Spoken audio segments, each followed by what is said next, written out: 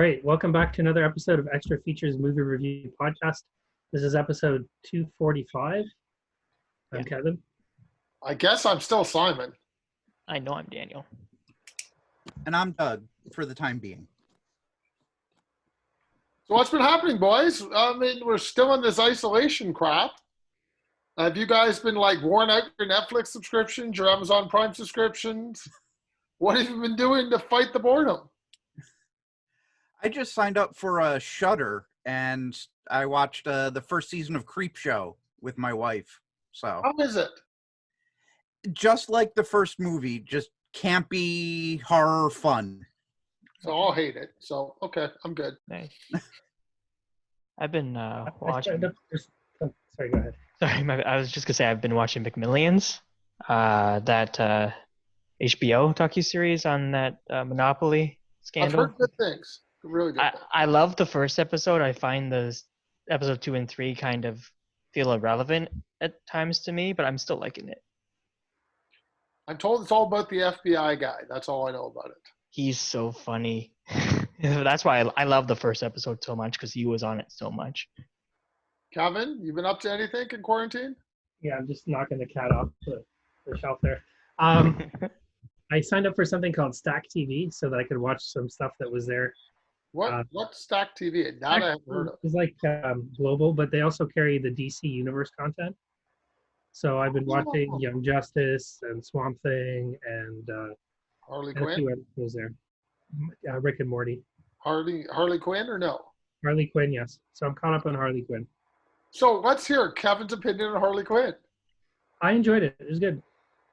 It's Are fun. you watch Fridays?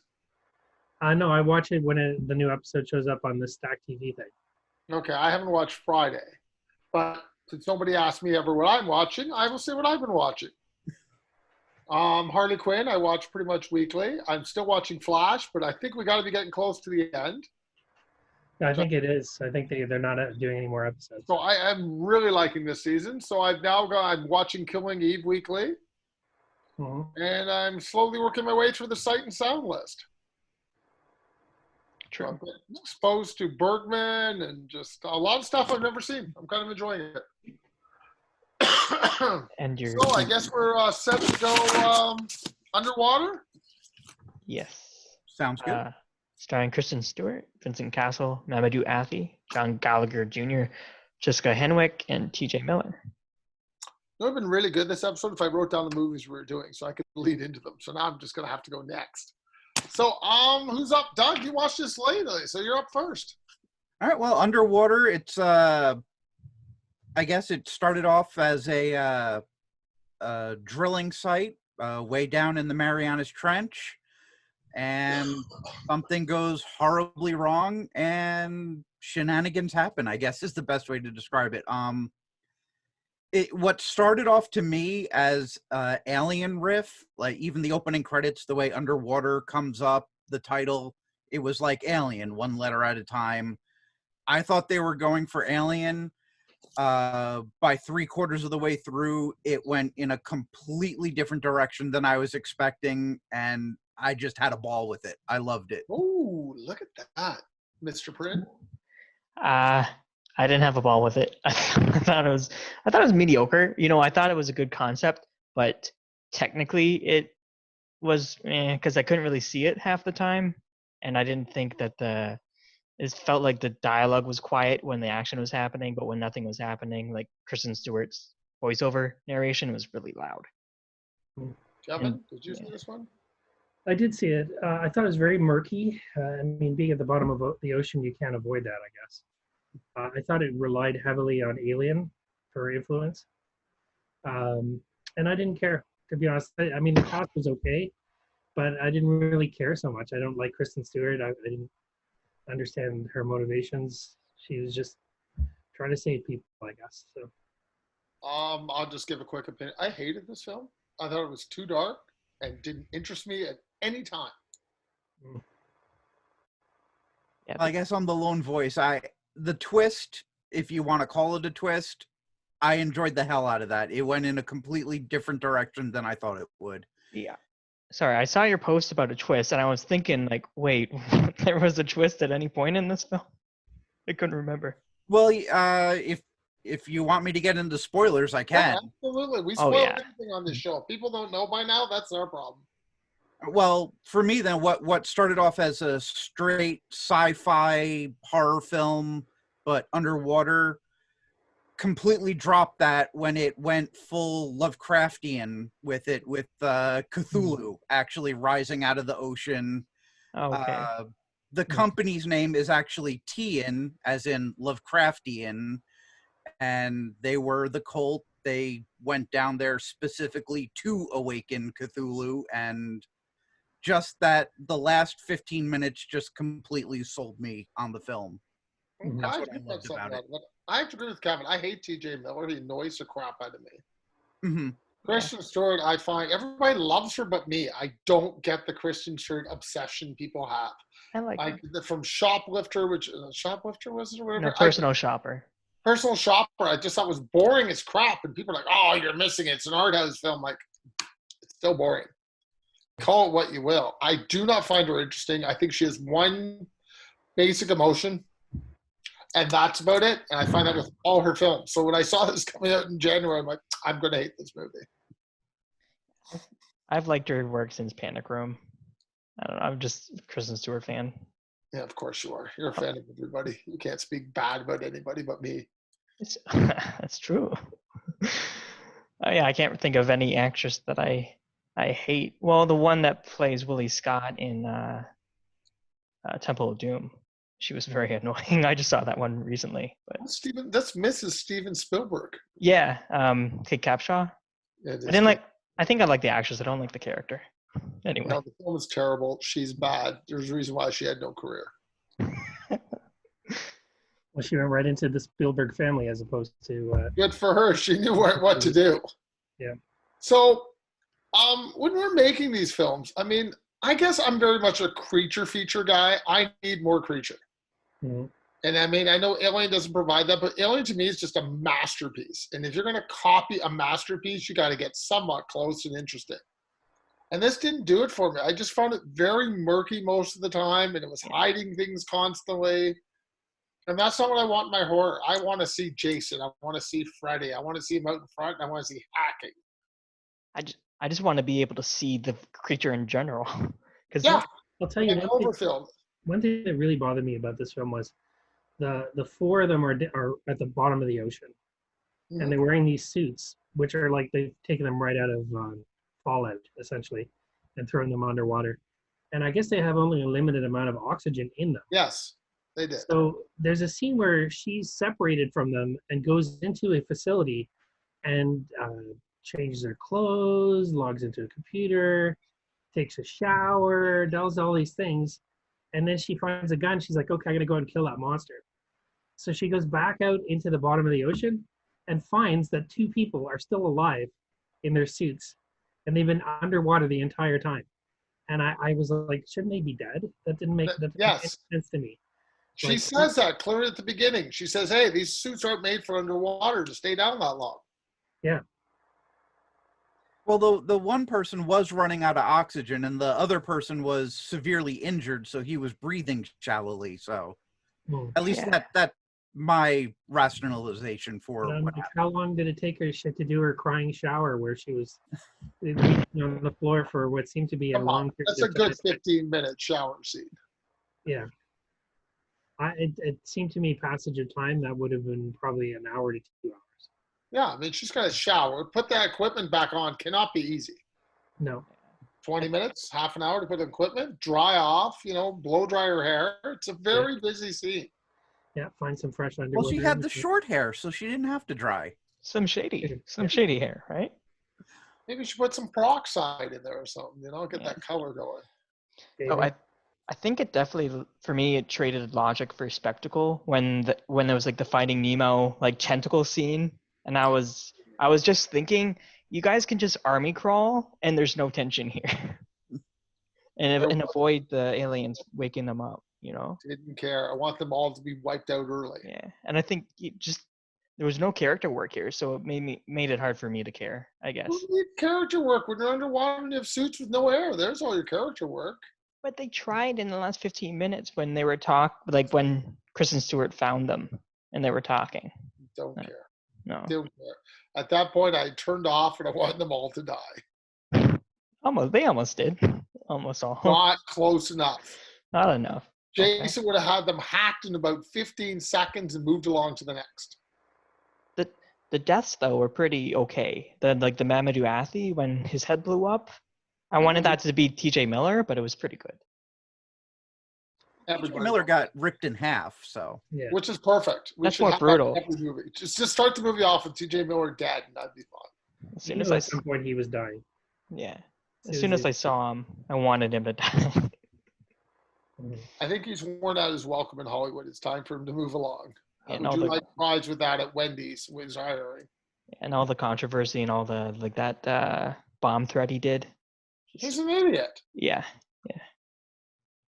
I would love to tell you what's next and have a segue, but I didn't write it down this week. So next, Are we going to VFW? I forget. I tried. I forgot what the acronym is. Veterans of Foreign Wars. Thank you. We're going to war, I guess. Stephen Lang, Frank Williamson, William Sadler, Martin Cove, David Patrick Kelly, George I Wendt, remember watching. Sierra McCormick, and Dora Madison. Doug, this is all you. I think you got to go here first. Okay. I will just start off by saying I'm a huge horror fan, and I had heard about this film, so I was excited to watch it. Basically, the main story is in the very near future, a drug comes out that really just takes over, and people get severely addicted to it, and these gangs control the drug. This gang is headquartered in an old abandoned movie theater, which happens to be across the street from a VFW. And shenanigans go on in the movie theater. A woman is murdered. That woman's sister steals all the drugs from this drug lord, and she runs and escapes into the VFW across the street. And these now grizzled old veterans must save this girl from marauding drug addicts who will do anything to get their drugs back.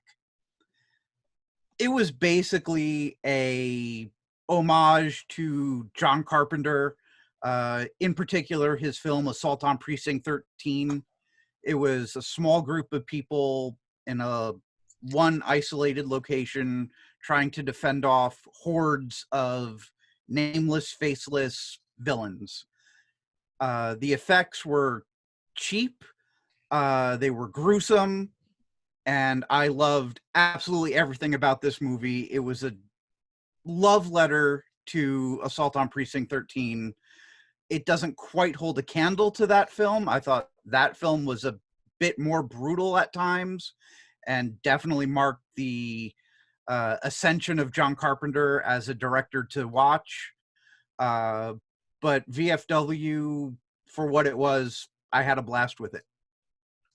Okay. Well, me and Doug are totally going to disagree. I didn't hate this film. It seemed to be very B-oriented. It made one location.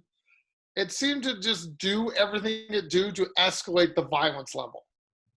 Yeah. And I love Stephen Lang. I love all the characters in it, but I just felt they were stereotypical of what I expected from them to do.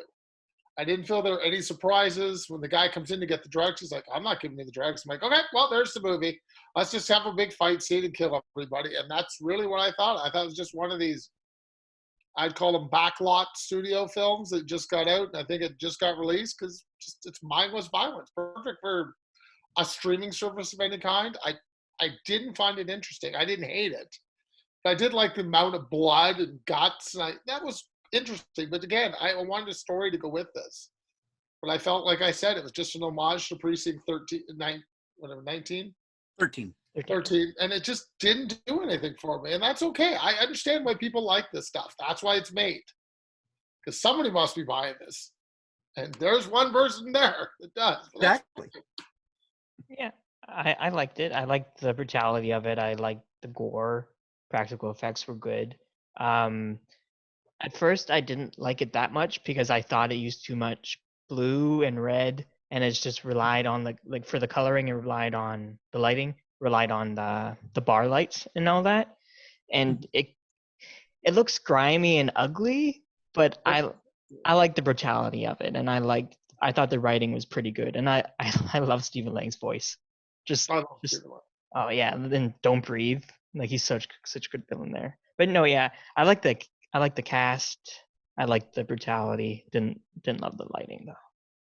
Kevin. I don't know if we finished this one. Uh-oh. I think we lost him. Okay. You guys are frozen. Sorry. Oh, there you go. No, you were frozen for a bit. No It was problem. like you just went into frozen mode, so I didn't see it. So Okay, so let's go back. I think they color corrected the crap out of this film, first off. This film has got color correction written all over it. They've definitely shot it with a lens cover, maybe, or went into color corrected, because there's no way the film looks like this on shooting. No, I think that was all designed specifically to look like that. They wanted it to look like it was made in the 70s.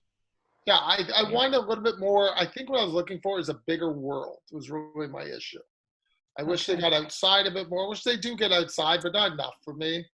And I understand it was a one location. They didn't have a lot of funds, and you could see that. I think it's just one of those cases where an independent film made it big.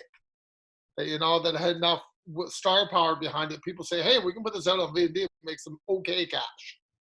And I really think it's one of those. If it didn't have its star power, I think it would just be one of those bargain $5 Walmart bits. Oh, absolutely. I mean, it has the grizzled old guy, Expendables in this. I mean, yeah. I love William Sadler. I think he was my favorite part of this movie. William Sadler, man. We're getting to it. Bill and Ted 3 is supposed to be coming out this year, I think. Maybe this year. I hope. If it comes out, we'll do it. Trust me. All the Bill and Teds will be done, one after another. Frank Williamson was great too. Yeah. I love Frank Williamson. So, one movie like this, I actually haven't seen Assault on Precinct 13. But one movie I love like this is Green Room. Like that's like I think Green Room is a better film than this. Oh, for sure. But they get it. Mm-hmm. But a better director though. The Green Film director, I can't remember his name, is an excellent director. Yes. Yeah, but Green Room also had more to say than VFW did. Exactly. Yeah. Which is fine. Not making Blair, but in that same group of filmmakers, right? Jeremy Saulnier. Jeremy Saulnier. So are we moving on to a straight story? We skipped away. We're moving on to extract things. Yeah. Do I play the video? Okay, hold on. Go ahead. Wait, no, that's the Netflix one. Netflix.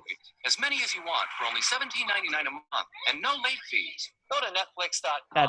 Make a list of it is Netflix. Sorry. Yeah, there we go. That's our Netflix intro. It's a little long. I'll fix it for the next show. I haven't had time.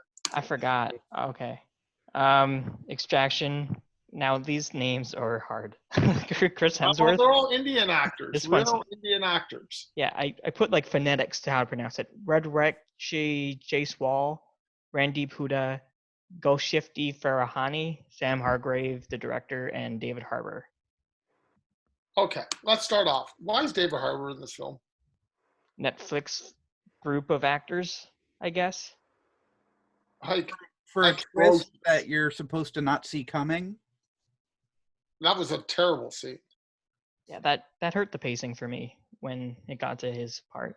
I just thought it was kind of random. Okay, I got to kill this kid. What? Why are we killing this kid? Money. Why? Well, he's not going to live anyway. His dad's in prison. I'm like, why do you care? Yeah. I took it as they needed another American face in there to help sell the film. That must have been it. Yeah. So, I don't know. Let's start with the tribe. And this thing has more explosions than I can count and more gun bullets. It reminds me a lot of Commando, Rambo, and beautiful to look at. Oh, my God. This film is well shot. It looks like HD cameras, I would argue. It looks like it's shot a lot on HD. Mm-hmm. Really nice. I like the close-up shots. What really bugged me about this film, the Indian woman that hires Helmsworth. Yeah, I wanted more of her. I thought she was excellent. I mean, I like the film. I just don't think it's a good film because it's too basic. I mean, you're just watching this to watch people get shot up. Like, how many people can we take out in one scene? It's basically John Wick against Indian people. I can say that, can I? Because it takes place in Indian and there are Indian people. Yes, I think so. Yeah. Sorry, I had my thought and then it went away. Though, yeah, my big problem or my big issue with some action movies is when it's just not well edited. Not well edited. But here you can see the action well. The stunt choreography is great. Yeah, the writing is a bit basic. Joe Russo wrote the screenplay based on his comic, graphic novel. It's a graphic novel. Yeah, and it was a decent enough adaptation. I liked what was driving Tyler Rake, the Chris Hemsworth character. Just Intelligence Commando. It's a great name. Just the redemption arc. Tyler Rake, it's the same guy. Yeah. No, but yeah, I thought the action was solid. But I think if this was released when movies were actually getting released in theaters, no one would really pay much attention to this. But since it's during all this and it actually feels kind of like a tentpole or like a mini tentpole, I think there's attention to it. What? It's pretty big budget, like 60-70 million. Oh, it's got some cash behind it. Like I said, it's well shot. And also they taught Chris Hemsworth how to hold his breath for a long time. That was really good stunt work. Oh, under the water. Yeah. Kevin, distraction? It reminded me of John Wick. It reminded me of Jason Bourne. Yeah. A lot. I enjoyed it. I thought it was very well done. I did get a little bored. The endless running through scenes and firing guns and hiding behind cars and stuff like that. And it's brutal. The violence is pretty brutal. And Hemsworth does get his ass kicked. But no, I liked it. I thought it was interesting. I thought it was interesting how the drug dealer was using kids against, like recruiting them on the street and training them how to be violent and sending them out to take him down. So he wasn't losing his important soldiers. He was losing kids basically. And that's a way definitely to undermine your enemy, because most people would not want to kill children when they're thrown against them. Fair. But no, I thought it was, it was sharply written. Hemsworth is great, top physical form. He's kicking ass. That's what you want with this movie. And I think it was, who would have known that coronavirus, we'd all be stuck at home and everybody be able to watch this. So I'm sure it was huge. Yeah. If we were to track this compared to any movie releases before pandemic, I'm sure the watch numbers were huge for it. And everybody I know on my friends list watched it that weekend. Yeah. So, I got a funny story. So Doug put the list out for this one. So Thursday night, I'm like, where's Distraction? Why is this not here? Not available till Friday. I'm like, what am I supposed to watch? I had this all planned to watch Distraction tonight. So Doug, what'd you think? I could see myself rewatching the action scenes again. So the last 20 minutes? And the first, in the beginning and stuff, but I'll be honest, I'm not a real big Chris Hemsworth fan as an actor. I think he does action very well. He does comedy very well. But when he tries to do drama, like the scene in David Harbour's house where he's talking with the kid, I was falling asleep then. It just, that scene sucked the life out of me. I think he's fantastic action-wise. He's a physical specimen that I would not kick out of my bed, but I just don't think he's a fantastic dramatic actor. That was spicy. Doug, let me help you. Your wife would kick you out of the bed. I think you're missing part of this conversation. That is true, yes. No, in mine, my wife would just tell me to go out for the night. Here's $100, go play cards. I'll see you tomorrow. Like, okay, sure. I think I love the sniper scene, which we haven't really touched on. I love that. I love sniper scenes in general. Yeah. So I thought that was really good. So we haven't touched on the big point. Does Chris Hemsworth live for part 2? No. I think he is done. He gets pretty stabbed. I would have thought he was dead, but that scene where the kid comes out of the pool and he looks over, that looks like it's Chris Well, Hemsworth. that's what I'm trying to figure out. But I'm like, really? Because he took a lot of stabs. Yeah. Like this film, when he's holding somebody down when they're reloading and they're blowing each other away, I'm like, that's pretty intense. And he got shot in the neck. shot in the neck, yeah. But Well, I think go ahead. I think they're deciding if it's good enough for a sequel, he's alive. So, and it will be because everyone's watching it, right? Yeah. And $70 million. How much does Netflix pay for this? 80? Or it's a Netflix film, so they give them the production cost. Yeah, I think this is how on it works? Netflix. Yeah, Netflix paid for this movie. Okay. So I guess my David Harbour scene, like I agree with that. It screws up the pacing on this film. There's no need for that scene. But I liked it because they were in the sewer, and if they would have not have taken a shower immediately, that would have distracted me for the rest of the film. So at least they're able to clean up. Maybe that's the purpose of it. Maybe. I just, again, I got to say, I love the shooting here. This director gets some beautiful shots.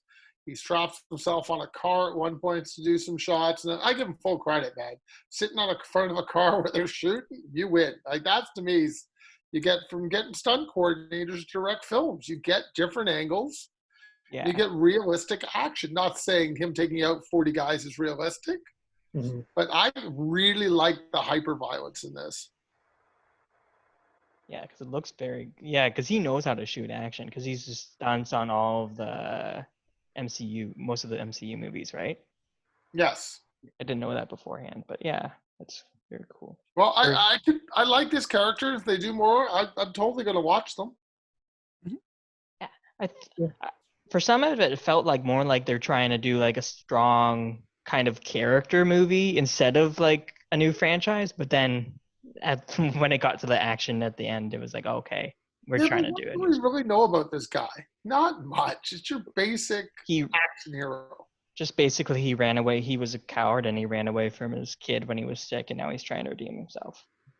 Yeah, that's about it. And the guy with the one finger, I'm sure will come back for part 2. Oh, I hated him. He was annoying, but I liked the relationship between Hemsworth and the kid. I thought that was okay. I thought the kid was excellent. Usually bratty kids annoy me, but I thought he was good. Oh, he wasn't too bratty though. No, that's why I liked him. Yeah, like the mob boss is still alive, so he can come back. Yeah, the guy's dad could have a problem. We could see something maybe there, or maybe just a whole new plot. Yeah, be curious where they go with this. Kevin, is there more comic books about this, or is it just a one graphic novel? I don't know enough about it, to be honest. Fair enough. Yeah. I know it was illustrated by Andy Park, who's one of the designers for the Marvel Universe. So I like Andy Park's artwork. I did have one question. My kids and I were trying to figure out if Hemsworth's character was Australian or American. He does both accents. He goes in and out of them. It opens in Australia with his buddies, so I'd assume Australian. When he takes the big dive, I don't know. It's weird. He goes in and out of accents. He doesn't really sound Australian anytime. Probably all the attempts at doing the Thor American, right? But that's not even really American even. I don't know. Ciudad was the name of the graphic novel it was based on. Okay. And what's interesting is that the kid that has to be rescued is a girl, not a boy. Okay, that's fine. And it was in the city of Ciudad del Este. So I guess it was somewhere in South America. I'm not sure. India here, yeah, I think. No, I mean. Well, India, okay. Big Sorry. Tax break. That's what's called India. Big tax break. Film here. Okay. Well, what I liked was we got to see a little bit of that culture. Yes. I thought that. A new location. That was nice. Something new. Yeah. Which I didn't get from VFW. Not something new. No culture there, right? Are we going on to straight story now? No, we're gonna call. I was gonna say call me by your name, but no, we're gonna do your name. Oh, we're rolling your name. But now this is the vault. So you have to open the vault. Nobody has the movie I want. Hey, if it's on video, Blockbuster probably has it. I mean, we have over 10,000 videos. Wow. I'll watch these fast and have them back tomorrow, I promise. Relax. At Blockbuster, you can keep your videos for 3 evenings. So take. That's enough of that. There you go. Open the vault. Okay. Yes, your name, the 2016 Japanese animation. Now, I wasn't gonna attempt the actor voices, but I didn't write them down. I just put directed by Makoto Shinkai. Well, I watched the English dub, so it would have been easier for you. Oh, you watched the English dub? I watched the English dub. I even told you, Okay. I'm watching a lot of AFI lists, so Too I many didn't feel subtitles. like reading again. I mean, I'm watching a lot of Swedish film, French film. It didn't feel like reading, so I thought Okay. it was easier for me to follow with the English dub. Other than okay, we'll let Doug go. This is his big pick. So Doug, go ahead before I talk. All right, I'm a big anime fan, or my son is, and he's bringing me into the anime world. Okay. So this film I had heard a lot about. The basic setup is a teenage girl, Matusha. I think I'm pronouncing that right. She's a country girl, and she longs to have the big, exciting city life. What happens is sometimes when she falls asleep, she ends up actually body swapping with a boy from Tokyo named Taki. And it's about these two learning how to, cope with their lives when they're switching places every so often. That's what I thought the entire film would be about. Them eventually meeting, falling in love, typical rom-com type stuff. When I first watched this film, at about the halfway point, I literally cursed at the movie, saying, "What the fuck are you doing to me, movie? This is not what I signed up for." Bad things happen, and the movie goes on a completely different course than I thought it would go on. But I was enraptured throughout the whole thing. Wow. So we had a different experience. I love the look of this film. Oh my God, this thing is beautiful. I was too long for me. My biggest issue is its running time is too long. It took me a good half an hour to finally figure out, okay, I get it. There's two different people. It took me forever to figure out what was going on. So I needed the story to be rolled out earlier. Start explaining to me she starts feeling herself up. I was like, what am I watching? And then, of course, that gets explained later, which is great. And then they have these random pop songs, which I didn't hate, but I'm kind of like, okay, where is this going? But I did enjoy the second half, I got to admit, more than I enjoyed the first half. If they took about 20 minutes out of here, I think I would have loved this film. My problem is it was just I love the ending. I thought the last 10 minutes were fabulous. But my problem is it was just too long a running time. It took too long to get to where it needed to go. I thought, I'm sitting there going, if you cut half an hour of this, I will give this a great score. And that was my biggest problem with it. It was beautiful to look at. I didn't think it needed pop songs, and I think it spent too much time in the village on relationships I didn't care about, like her and her friends walking to school. I didn't need that. I wanted more of the last half. That made perfect sense to me. That worked. I thought it all worked out. So, I mean, I did watch the English dub, like I said, just because I find it easier to concentrate on it. So I get a better feel. I mean, I don't know how reading it. I mean, I'm sure it's probably very similar. I don't know. Dan, did you watch dubbed or did you read it? No, subtitled. Did you get the feel? Okay, maybe you can tell me. Does it work better reading the subtitles than what I got?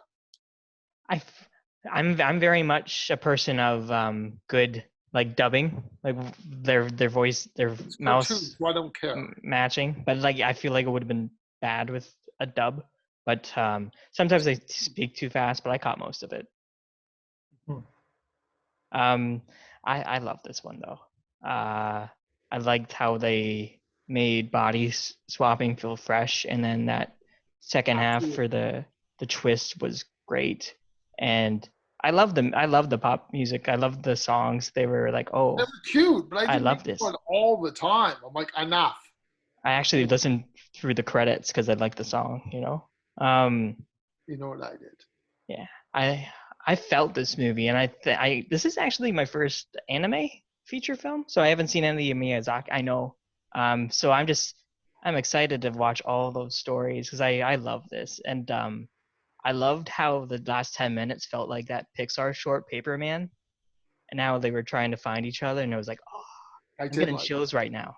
Like I went I for- love this Great. one. We're getting My Friend Totoro or Pollo next on Dan's list. Should where should I start? Spirited Away, Oh, or love anywhere? Spirit Away. That's my favorite. Like I'm Spirit not. Away is great. I'm not sure if I should start with the lesser Miyazaki so I can work my way up to the great ones. Spirit Away, I love.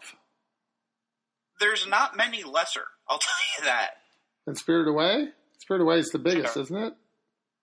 Spirited Away, that's probably the biggest one. I've seen that and some other one with a wolf in it. I can't remember. Princess Mononoke. That's the other one I've seen. And I've did them both with Paul O'Connor on episodes to get released soon. There's Howl's Moving Castle. I've not seen.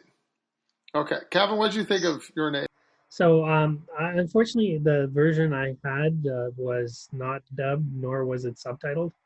So I started watching it, and the animation's fantastic, but I wasn't following it because I couldn't understand what anyone was saying. So Oh, I ended up just getting frustrated and turned it off. So, but Yeah. it looked interesting, and I'd like to revisit it. hold on. Gorgeous. Can't you use Google somehow and add subtitles in? There is a way to do it. Well, I'm watching it through iTunes on my Apple TV, so Oh, okay. there wasn't an option for subtitles. So Oh, that sucks. So Yeah, I 'cause think you would have liked it, Kevin, more than I did. I have to download the subtitles and then put it on VLC Media Player. That's how I do it. So everybody knows how to do it now. Yeah. So that's it. So what did you guys think? What I liked that nobody believed the meteor was going to take them out. I did like that whole section. I thought was great. Yeah, it kind of felt like Final Destination, but no one was believing them. Like just the horror setup, right? Who's going to believe the kids? That's the thing. They really Oh. convinced me that the thing, even though her dad's the principal. And I thought her dad should have a little bit more faith in her. I really had a few issues with that. Or the mayor, right? Yeah. Or was it her dad's the mayor or the principal? Yeah, the mayor, sorry. He needs to make more of an effort. I thought that was a little kind of like, okay, we're not going to give it to you. I'm like, no, you got to give us that. You know, I really felt they should have given a little more. Not saying that they should all believe her, but I'm just saying that. And like I said, if we cut a little bit of the school stuff and the other guy can stay at all, and a little bit of those grandma scenes, it just went on too long for me. Well, the Why- grandma kind of knew what was up. She knew what was going She on. got it, but I got that early from grandma. Sorry, Kind this of is- weird. Like I said, the first half an hour, if they took 10 minutes out of there and a few other things, I would have loved this film. I just found it a little choppy at times for me. But I did love the last part. Loved it. Yeah. Yeah, I liked the bits of the grandma and learning about like the history and how like the hair tie kind of relates to time. I thought that was cool. Didn't need it. Fair enough. Next, are we taking a descent? Sure. Okay. If we were done talking about that one. Yes, starring Shauna McDonald, Natalie Mendoza, Alex Reed, Saskia Mulder, and Nora Jane Noon. This is just a straight horror survival to me. Just straight. It kind of, we could even argue this is the VFX of survival horror. One location, a bunch of girls, and a bunch of humanoids going to kill them. Like, is there really anything else to this film? I didn't love it. I didn't hate it. I kind of liked it a little bit more in VXW. It just seems, I mean, I like the action. But I found the caves were the biggest problem because they can't really move a lot and they can't really add anything. So it's just basically survival horror to me. I guess it adds to the claustrophobia, I guess. Yeah, I didn't like, my problem was I didn't like the characters. The women, I didn't believe any of them. The part I enjoyed the most was on the way to the caves. And after that, I just found it was getting petty as the film went on. I found them very petty, some of them, and their fights. See, I thought the first half of this movie was so much scarier before the monsters showed up. Yes. I thought the claustrophobia, the tight tunnels that they had to crawl through. I'm not claustrophobic. Watching that movie made me claustrophobic. It was rough. If you have claustrophobia, I don't recommend you watch this movie. It is rough in the beginning. Yeah, I was freaked out for I don't have I have mild claustrophobia, I guess. I mean, I wouldn't want to be in a small space, but yeah, when she gets trapped, I was like, uh-oh, that's tense. Oh, sorry. Did you want to continue with your thoughts? Kevin? Well, I thought you guys were talking. Sorry. No, we're waiting for the descent from you. No, I'm just getting organized for something All like. right. So the first time I heard about this film, I got excited because I thought it was an adaptation of a great novel that I read, which was called The Descent by an author named Jeff Long. And it was about people going underground and discovering a race of humanoids. But it turns out they were almost like demonic humanoids. So it turns out that there's a whole race of people living underground, and they have a whole culture anyway. It was a very interesting book, and it led to basically the apocalypse because these people underground were like, it's basically hell, and they came up above. Anyway, so I got excited that that might be this movie, but no, I mean, so this was a little bit more low budget, spelunking basically. The opening sequence was quite jarring with the cars, and just so happens that the car that hit them had metal poles in them for some reason that flew right into her husband and their daughter, I guess, and killed them both. I ended up fast forwarding a lot of this movie because I didn't care. It's not my type of thing. The weird creatures were okay, but I thought the effect shots were pretty terrible when the creatures were crawling on the ceiling and coming towards them. Very low budget. Which is fine. I think a lot of people do like low budget horror. So, I mean, it was okay. What? Pointing at Doug because Doug is below me on my screen. I don't know how it is on his screen. Doug's TAT right on mine. So, yeah, Kevin's below you on mine. I didn't care so much about it. Everywhere. And I didn't quite grasp why the one girl betrayed the other girl, and she was going back to rescue her, and then she came back to find her, and then she stuck an axe in her leg and left her to die. And that's really it. Because she was cheating with the husband of the ones that died in the beginning. Yeah. Yeah. So I don't know. I love the creatures though. They're creepy to me, and I love the one scene when she goes in the bloodbath and then just comes back up. That's cool. I love this. I love this horror one. Scary. So we were like split on the descent here nicely. Sounds like 2v2. Yeah, I guess so. Okay, what's next? In-laws. Okay. I have them. Doug has them. Do you want to do that one or the straight story? You've been wanting to do the straight story all episode, eh? Oh yeah, straight story. Go for it. Richard Farnsworth, Sissy Spacek, and I'm not gonna say who plays Lyle because I don't know if that's a spoiler or not.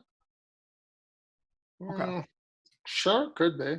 Yeah, I mean, we spoil everything. So Harry Dean Stanton. Whatever. Yeah. So this is based on a true story, I think. I remember reading the paper about the story. This is the most non-Lynchian film I've ever seen, but there is one Lynchian scene. And Doug knows which one I'm going to get to.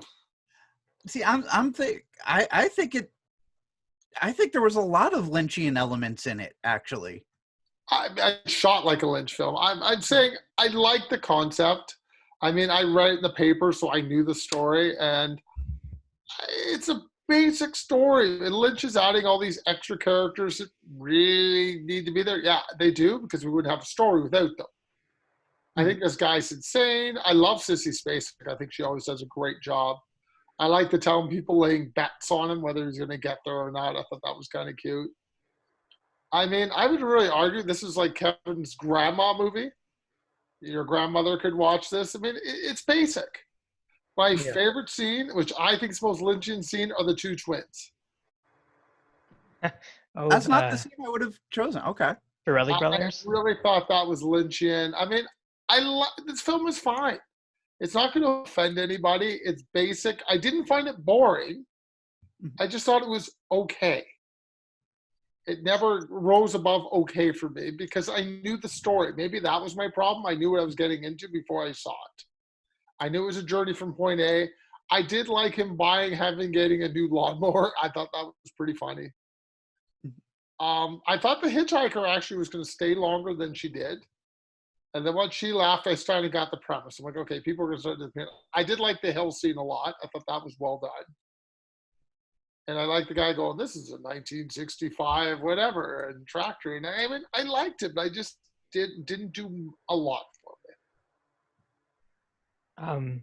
You said you weren't ever bored. I definitely thought there was like bored. I definitely thought there was boring scenes. I feel like this is one of the movies where you could go to the bathroom and then come back and he's still driving the tractor and you haven't missed anything. Absolutely. This is actually my first David Lynch movie, and I think I started with a very non-David Lynch movie. Yeah, now I'm back. There you're back. Okay, my bad. My internet's bad. Yeah, this is my first David Lynch one. I liked it. I liked it because Richard Farnsworth as the main guy is so likable. He's excellent. And he's I don't know, I'm pointing at you guys, but he's just great. And Sissy Spacek was great. So I liked the characters and I liked the characters that he met. Some of the conversations didn't interest me as much, but as like a human's interest story, it was interesting for a lot of it. I just thought it had boring stretches of just non-eventful things because it's just a guy going from A to B on a tractor. I liked it though. I liked it for the most part.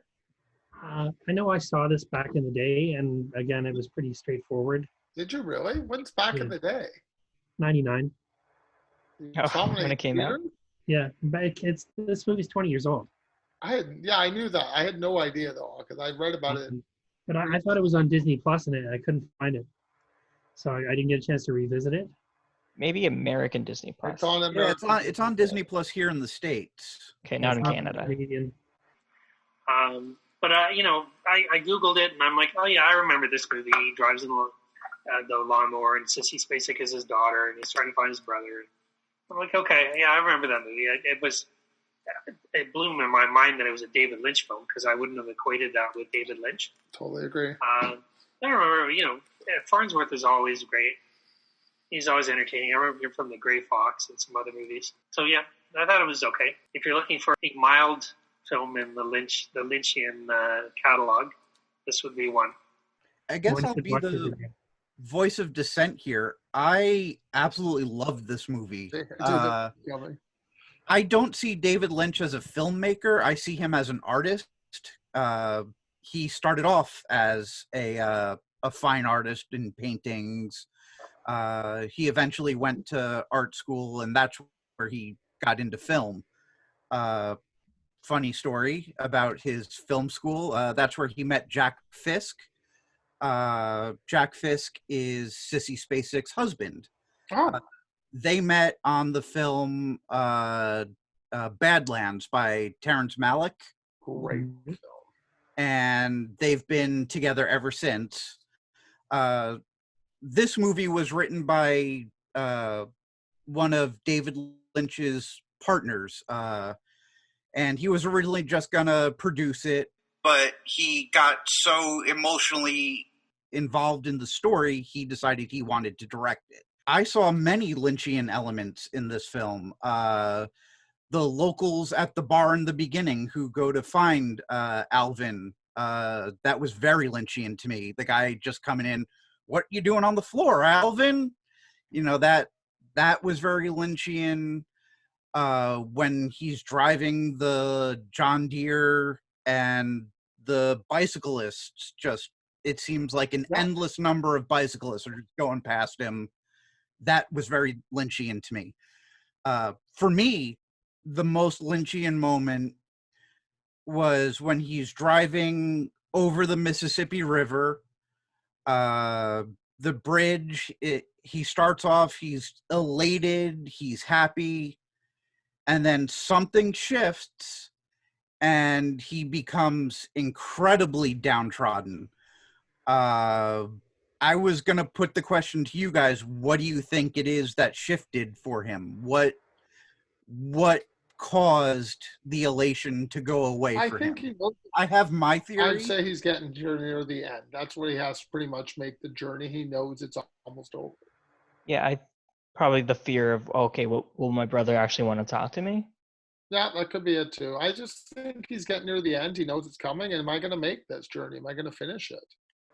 Yeah, that was kind of my thinking too, but in the terms of like, He got the bad news from the doctor in the beginning. Like, Yeah. is this the end of his life? It's not just this specific journey, but his Yeah. entire journey in life. I agree. Is he freezing again?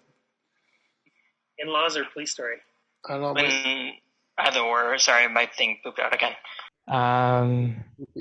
Let's do Police Story. So, I'm frozen. No, One you're sec. not. Keep going. you're good. No, my computer's black. I can't. Oh, there. It Oh, went. Police Story stars Jackie Chan and some other people I Jackie, don't remember. yeah, directed and by and starring Jackie Chan, starring Maggie Chung. That's an easy one. Bridget Lin and Charlie Cho. Okay, I'm probably the biggest Jackie Chan fan of anybody I know. I love Jackie Chan. I've seen probably every Jackie Chan movie I can find. I've seen it. So revisiting this, and when I first saw it on VHS, probably 22 or 23, I saw this. So being a different person than I was then, I see flaws in this film that I never saw before. And that's fine. It's just Jackie Chan not being a good director. But I still love the film. I love the action scenes. Nobody does action like Jackie. I'm so impressed. Mhm. That opening scene, the car chase down the hill, is just phenomenal. I love how he works the comedy into all his films. I find the film suffers by his girlfriend is just such a bad actress.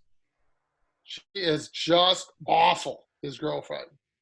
And I had a little bit of problem with some of the police procedurals in this. I was like, okay, I guess I should let some of this go because it's trying to be very serious there at times. And that didn't really work for me at all. And just parts of it I thought should have had a little bit more fleshing out. I mean, maybe an extra 15 minutes in the runtime would have worked. And I just felt some of the stitching needed to be worked on. I enjoy the film. I still loved it. Jackie should not direct films. I think that pretty much taught me after watching this that there's just some fundamental bad directing options. I find some of the angles weren't good, this and that. But again, that's just Jackie not, I don't think, really being a director. So I recommend Police Story. Well, I saw this years ago, and I revisited it this morning just to refresh my memory. And I do remember seeing it years ago and thinking that it was a fun action movie. And watching it again Yeah. today, I was like, okay, it's definitely dated. It's not. It's like a Chinese Lethal Weapon in some ways, trying to get that same kind of vibe of action comedy. You're right. He's not the greatest director, but he knew what he was doing. He knew what his audience wanted. Yeah, I agree. And everything was all the lead up final stunt, which of course we have to see 3 times from different angles Yeah. Yeah. as it's going on, which is a usual thing for Jackie. No, so I don't know. I thought it was okay. I love the acting is over the top, and I think that's just to get across to the audience. It's just the Chinese market they overact, I think, to get across certain points, so there's no misunderstanding. And his girlfriend in the film was definitely a comedic actress, so everything was way over the top. But it's perfectly adequate. I mean, it was a big hit in China. I think it was one of the biggest movies, grossing movies there for quite a long time, and spun off a number of sequels. So, which were many of which were better films, maybe not as fun or with as much enthusiasm as this one, but it was good. I like it. Yeah, I hadn't seen this one before. I love. Think of it as not I haven't seen it, but I'm getting to enjoy them for the first time. I love the pool scene, the bus chase with him doing the umbrella. Like That's the best scene in the movie. that's awesome. Yeah, and like obviously I think in 2000s movies, so like Bad Boys 2 when they're going down the hill with the cars, so it's cool to see this done in 1985. My big problem is I hate it when the plot is described as him being framed for the murder of a police officer, and that doesn't happen until 40 minutes left in the movie. And that's the same problem I have with Mad Max, with the main plot of that movie not happening until 20 minutes left, and it's just frustrating to me as a viewer that I'm waiting for it. And I'm a huge guy for good audio and ADR, and just the dubbing looked really bad. I mean, I know it's 1985, but I like the action more than people talking, basically, because it's just too distracting to me. I mean, I love this movie. I think Jackie Chan is a brilliant physical comedian. The one problem I have is the really, really poorly dated rape jokes when he's on 5 different phones at the same time. Oh, That was a rough thing to rewatch. They could have taken that out and used that 5 minutes to do something else. Yeah, but like you said, the opening chase through the village, the fight through the mall, it was just, the action was spectacular. Oh, the mall scene's amazing. Absolutely phenomenal. And this was also a very important movie to Jackie Chan. This was the first time that he really took control of the film, of any film that he made, to do it his way. He wanted to bring his style of stunts and storytelling to a martial arts film, and this was his first time really doing that. Okay. We're almost there, boys. Home stretch. yes. Have you guys talked to your in-laws lately? I saw them Thursday. Oh yeah. Okay. Friday. I had to bring back his car. Friday, I had to get his car. A lot of things done. They're done. Okay. In-Laws 1979, directed by Arthur Hiller, Yes. starring Peter Falk, Alan Arkin, Richard Libertini, Ed Begley Jr., David Paymer, and James Hong. See? And there was women in here too. I forgot to put them down. So I think Doug should go first. This movie just, it snuck up on me. This was a Criterion Collection buy for me during their 50% off sale. I was going through a big Alan Arkin kick at the time, and something about this movie just called out to me. It's the daughter of Alan Arkin is marrying Peter Falk's son, and it's about the two in-laws meeting for the first time. Alan Arkin is I guess you could call him uptight. He's a dentist, very professional. Peter Falk claims he works for the CIA and is doing a lot of, international intrigue. Do we believe him? Is he lying? We don't know until the end. True. But this movie just made me laugh from beginning to end. I had an incredible time with this movie. And I still laugh out loud every time we see Richard Libertini for the first time as the general with his, little friend. Oh, see? Yeah, that's hilarious. I had a blast with this, and rewatching it, the first time Peter Falk meets Alan Arkin, his first line is, "Those Canadians sure know how to talk." So Yes. I present it to my Canadian friends. Very kind of you. Who's up next? Kevin, is your style of movie? I was not aware of this film. Somehow it's slipped under the radar, and so I'm glad that it was brought to my attention. I enjoyed watching it. It's kind of like one of those films that's it has that kind of hyper realistic style that was very prevalent in the 70s, with some comedy elements. So sort of you throw in a little bit of Cannonball Run in there. But it felt like an 80s movie when you see faces that rose to prominence in the 80s in this film, like Ed Begley Jr. And then I noticed Paul L. Smith was a thug one of the gangster thugs, and he played Bluto in the Popeye movie and a million other movies. Okay. And then the guy in the armored car at the beginning, the African American cop who's in the armored car, was the guy from Die Hard 2 that was like, where are we gonna get those big lights from Batman? You know, that he was the guy that worked in the airport that was the security guy. So it's just interesting to see these bit players went on to have larger roles in the 80s and 90s. Arkin is fantastic as always. I love Alan Arkin from this era. He's top of his game. Very New York, I found. Very New York.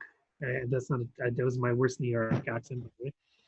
But it was. I liked it, and I liked their house looked like they lived there. It didn't look like a set. I think it's a real house. Probably, yeah. And they shot it well, I thought. And I like Peter Falk's I mean, you think he's a criminal, and this whole thing with the CIA, I thought it was just a scam. So did I. But it was interesting that that plays out. When he gets on the plane, and I think James Hong. James Hong is there. Yeah. As Bing Wong, and he's like giving him, he's giving him the whole stewardess thing with the thing from the ceiling and stuff like that. I thought that was really fun. So overall, I would say I enjoyed this movie. It was a surprise. I mean, I don't love it, but I liked it. I thought this is the kind of movie that maybe my grandparents might have gone out to see for a comedy when they were as adults in the 70s. You know, let's go to the movie. Oh, there's a new Peter Falk movie. Let's go check that out. I think it was just probably a good comedy. It was well received, non-threatening. You know, I did find it weird though at one point where he's in the airport and he said, I couldn't find anything except Hustler to read. Yes. Came out of nowhere. And I was like, Hustler, wow, that's an oddball reference to throw out there. But at the time, it would have been a joke. Yeah, exactly. And I mean, and then Hong's reading Ebony on the plane. Yes, that was funny. That was my favorite scene. Is Hong And on then the later on, he's reading Good Housekeeping. He's like, oh, this is how to make this. And he's talking Chinese. He leans over and Alan Arkin's like, leave me alone. I don't. I like he gets into a fight with Arkin, then immediately goes back to Ebony. Yeah. And the whole thing with the dictator at the end, the whole thing with the hand, that was taken from some comedy show, I think, right? Senior Wenceslas or something. It was like one of the talk shows of the 60s, I think. So, that was fun. That guy's always funny. Like, do you remember the actor's name? Richard. Richard Libertini. Yeah. Yeah. And actually, the cab driver that drives them around did a million things as well. David Palmer or Yeah. Palmer. Yeah, it's interesting to see him as a young man. So yeah, worth checking out if you're looking for something fun to watch. Something off the beaten path, I would argue. So, Very much. Yeah. yeah, no? Yeah, that was my thing. I haven't seen Alan Arkin as not an older man. So that was interesting seeing him this young. Now, I don't know if this was a problem for anyone else, but like I said with Lee's story, the audio and the talking, it was off for my copy. Oh, And that No.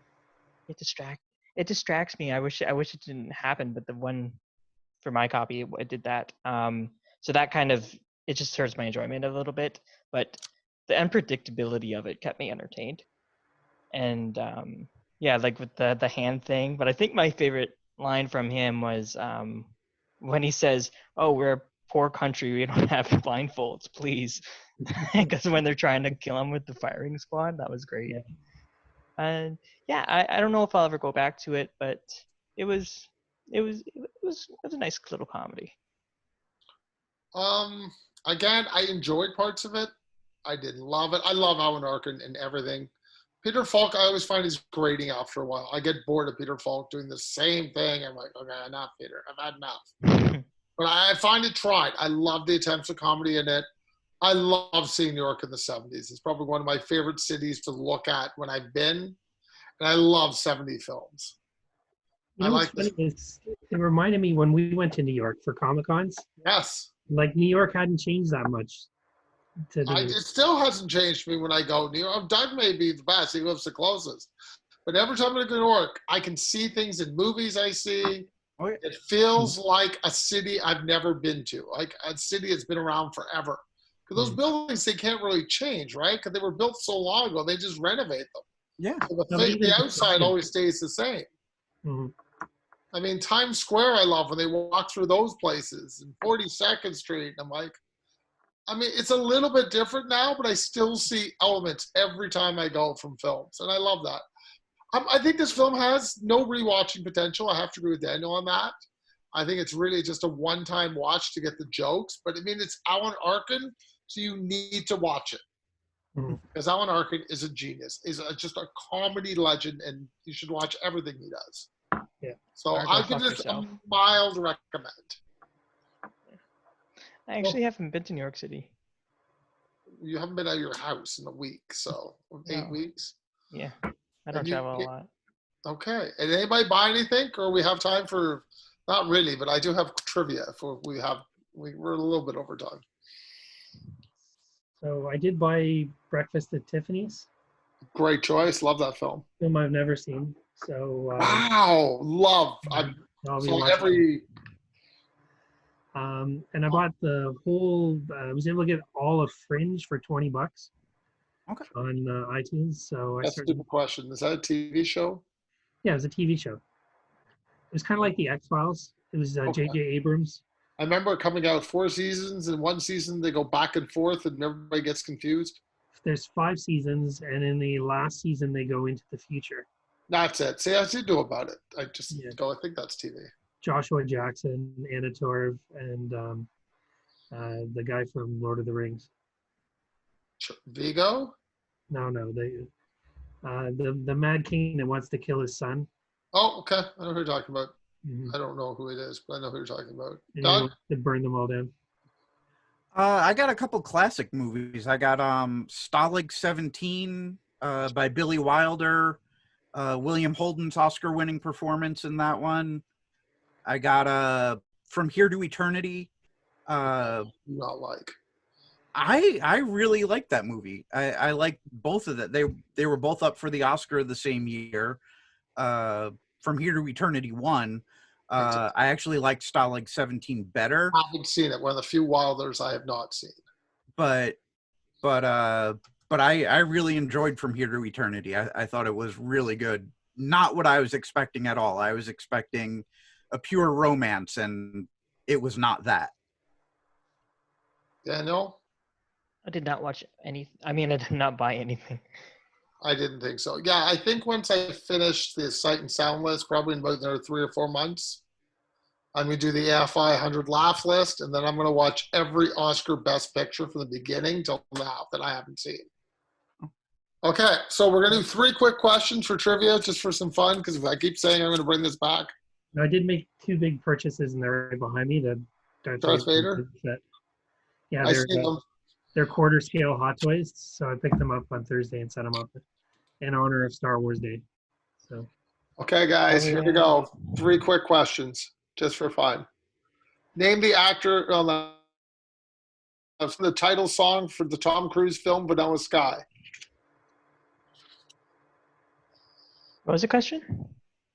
Who wrote the theme song for the Vanilla Sky, pretty much? Oh, Was it Tom York? Nope, it is Paul McCartney. Okay, I think this is slogans. Just when you thought it was safe to go back in the water was the tagline from what film, Kevin? Jaws. Oh, sorry, that's Kevin. Jaws 2, actually. Jaws 2 is correct. You Oh. both got it. Oh, because back in the water. Aha. Fair. Okay, we're going to go quick. This one ad for this 1966 film read, travel back through time and space to the edge of man's beginning, discover savage world whose only law was lust. 1 million years BC. Kevin is correct, and Kevin's our big winner this week. Yay, Kevin! Hey, Raquel Welch. That's definitely brings back those lust. There you go. We'll do more Cena trivia next time. Guys, got my Cena cards. Love this game. Okay, thank you all. And if they make We'll it, watch it. Try to watch it. goodbye. Bye, guys. I